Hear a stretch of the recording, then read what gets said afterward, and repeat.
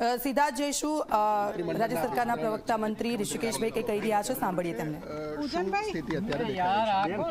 અત્યારે આપ જોઈ રહ્યા છો તેમ આવતીકાલે 12:39 વિજય મુહૂર્તની અંદર નવા મંત્રીમંડળની શપથવિધિને થવાનું છે। એના અંગે આ આખી માહિતી કેટલા લોકો આવશે, શું આવશે, એની વ્યવસ્થામાં આજે હું અને હર્ષભાઈ જોવા આવ્યા।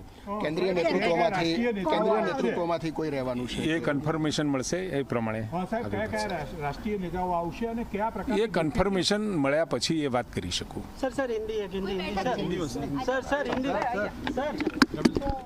તો મહાત્મા મંદિર ખાતેના આ દ્રશ્યોમાં આપને બતાવી રહ્યા છે જે તૈયારીઓ છે તેને આખરી ઓપ આપવામાં આવી રહ્યો છે અને સાથે સાથે સમીક્ષા થઈ રહી છે।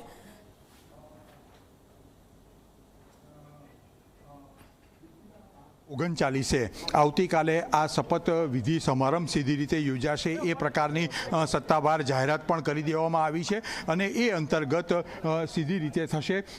ક્યાંક ને ક્યાંક જોવા જઈએ તો જે પ્રકારે આ જાહેરાત કરવામાં આવી છે ને અત્યારે અહીંથી જે હું કેમેરામેનને કહીશ કે ગૃહ રાજ્યમંત્રી પણ જે રીતે અહીંથી થઈ રહ્યા છે અને સીધી રીતે જે વ્યવસ્થા છે એ વ્યવસ્થા કેવી રીતે કરવામાં આવી રહી છે એની વાત છે। અને ક્યાંક ને ક્યાંક જોવા જઈએ તો આપણી સાથે મહામંત્રી પાર્ટીના મહામંત્રી છે રજનીભાઈ, કયા પ્રકારની વ્યવસ્થા સંગઠન દ્વારા કરવામાં આવશે અહીંયા?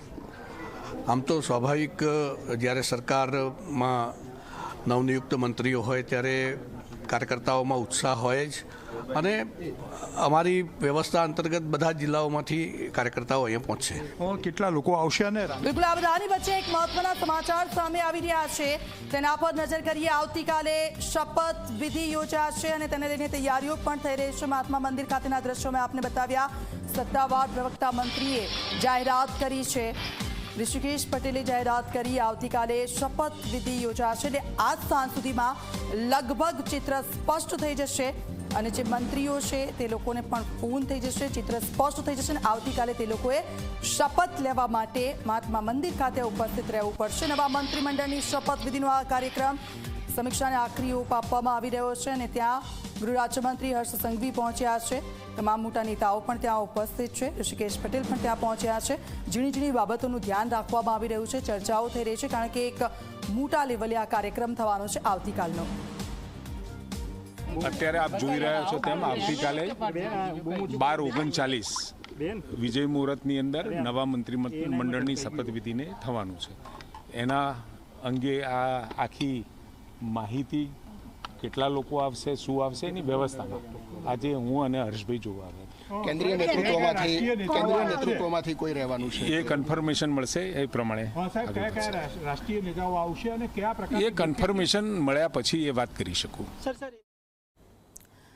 12:39 વિજય મુહૂર્ત અને ત્યારે શપથ વિધિ કાર્યક્રમ યોજાશે આવતીકાલે। મહાત્મા મંદિર ખાતેના આ દ્રશ્યો મેં આપને બતાવી રહ્યા છે। આવતીકાલે શપથ વિધિ યોજાશે અને આજ સાંજ સુધીમાં લગભગ નામો સ્પષ્ટ થઈ જશે, જે ચિત્ર છે તે સ્પષ્ટ થઈ જશે કે કોને કોને મંત્રીમંડળમાં સ્થાન મળશે, કોને કોને ફોન ગયા છે, કોની કોની દિવાળી સુધરી છે, કોની બગડી છે, એ આજ સાંજ સુધીમાં ચિત્ર સ્પષ્ટ થઈ જશે।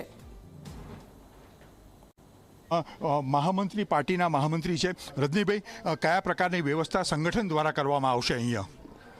આમ તો સ્વાભાવિક જ્યારે સરકારમાં નવનિયુક્ત મંત્રીઓ હોય ત્યારે કાર્યકર્તાઓમાં ઉત્સાહ હોય જ અને અમારી વ્યવસ્થા અંતર્ગત બધા જિલ્લાઓમાંથી કાર્યકર્તાઓ અહીંયા પહોંચશે। કેટલા લોકો આવશે અને રાષ્ટ્રીય નેતૃત્વ પણ અહીંયા આવવાનું છે? કોણ કોણ આવવાની શક્યતા છે અત્યારે?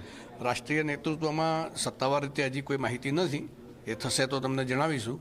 બાકી કાર્યકર્તાઓ આખા રાજ્યભરમાંથી ખૂબ મોટી સંખ્યામાં આવશે।